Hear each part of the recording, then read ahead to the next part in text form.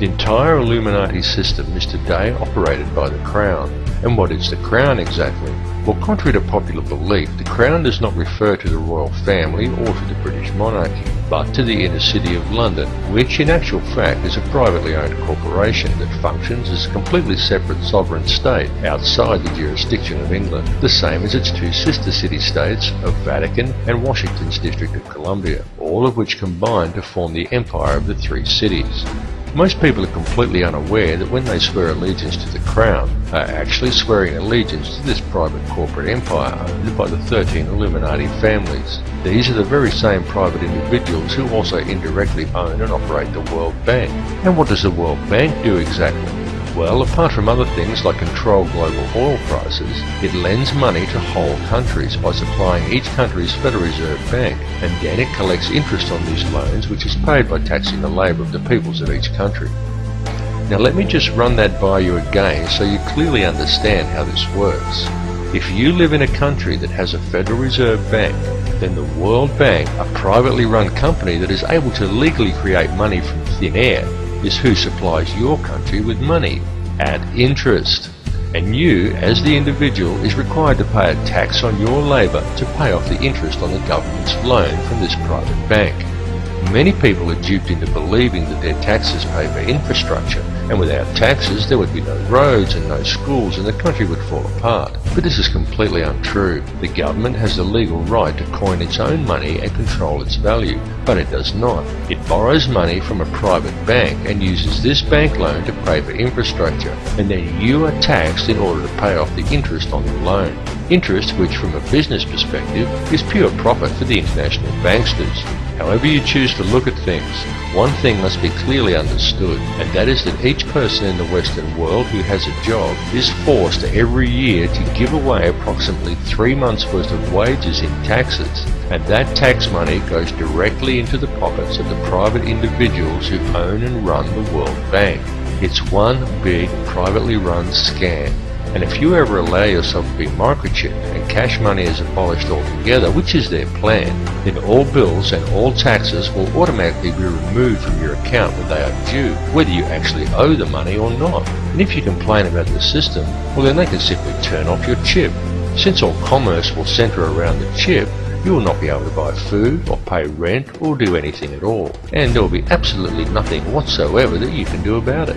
And that is their goal, to limit the size of the population on Earth and to microchip those that are left.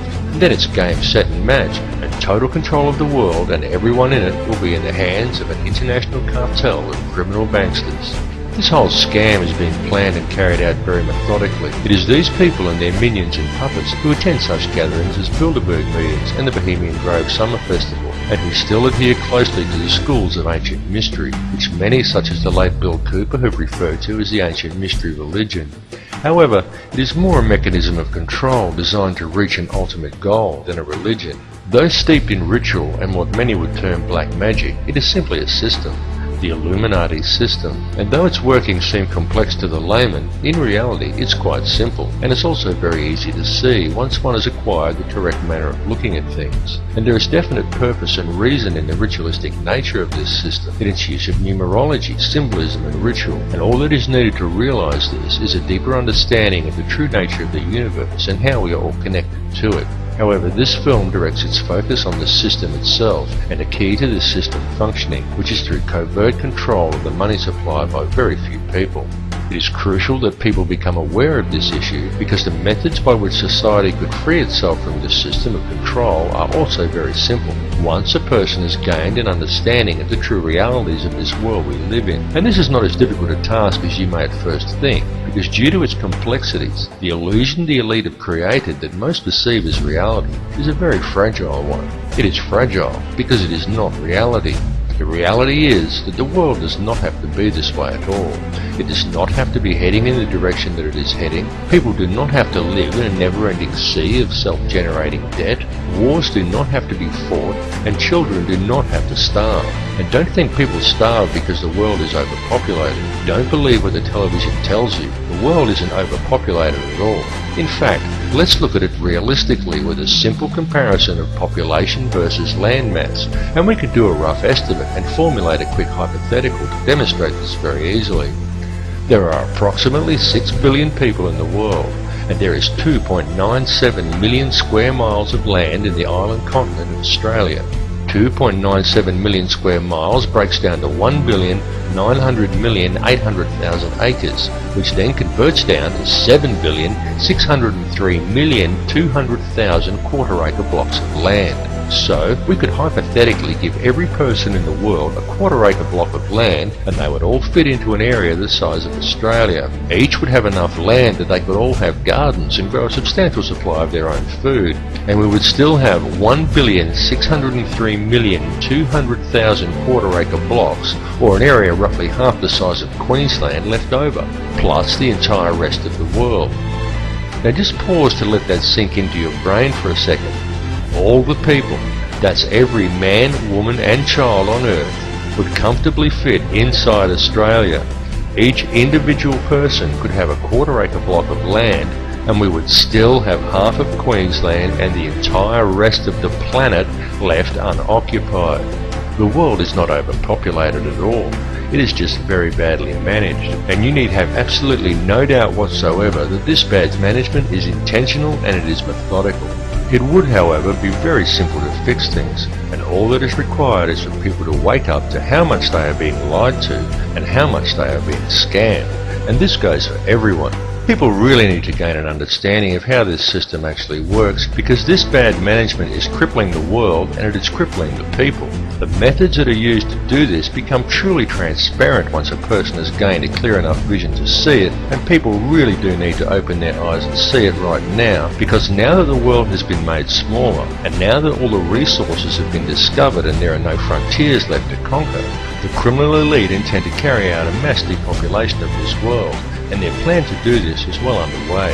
They are doing it in the Middle East with war, in countries such as Africa through starvation, and now in Western countries through water additives, aerial spraying, and through the introduction of toxic and nutrient-deficient genetically modified foods. And this is very soon to be taken to the next level with the global introduction of Codex Alimentarius, an insidious set of food guidelines that are due to come into effect worldwide on December 31st, 2009. But people are now beginning to wake up and realise that all is not right, and they are beginning to speak out. The police need to understand this situation and take action to address these matters as well, and this is very important, and there is no reason why the police should act against the people who are waking up and speaking out against this corrupt system, for the police are also being scammed just as badly and in some ways even worse than everybody else. Worse because it is the police who are being coerced and tricked into defending this elitist corruption by puppet governments put in place by banksters who coerce these officers into compliance by adding creative names to such public awakenings, such as social unrest or civil disobedience, and by instilling a robot-like adherence to authority within the minds of police officers rather than a strong set of moral values. The police in these cases should stand by the people they are sworn to protect, not blindly follow instructions given to them by criminal elites. The police need to realise that they too are the people, and they are being stolen from and used just as well. And the way to beat this system is for the people, the police and everybody else to simply stop agreeing with it. And also the politicians who bow to these corrupt money cartels and enact these ridiculous pieces of legislation. These politicians need to seriously think about what they are doing. They need to realise that these money cartels don't care about them or their families. These politicians have children and grandchildren who are also going to have to live in this world that is being created. And don't kid yourself that there's a politician in a position of power somewhere who isn't a puppet. All are puppets of the money cartels without exception. These people may well have been voted into power, but the voting process is simply theatre for the masses to promote the illusion of people's choice. The people may vote for one particular candidate over another, but they do not get to actually decide who these candidates will be to begin with. The people of the world need to realise their own potential and wake up from the dream that they are living in. Forget what you were told and trained to do by the TV, because it's a lie. TV is there to train people what to think and how to act. End of list. It is nothing more than a tool of propaganda that has successfully brainwashed 95% of the Western world by feeding people manufactured news, disinformation, and giving people an utterly false perception of the world and of their relationship to each other. Turn your TV off and leave it off. After even a month of no TV, you'll be surprised at how much better and how much healthier you feel.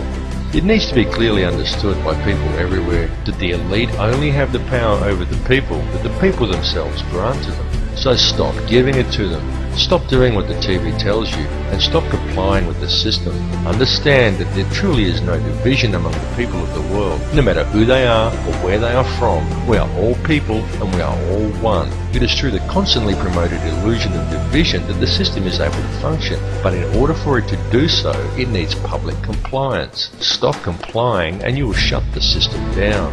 You will shut it down completely, because if people stop complying, it will simply implode. It will collapse like a house of cards, and all it would take for this to occur is global awareness of how it really works.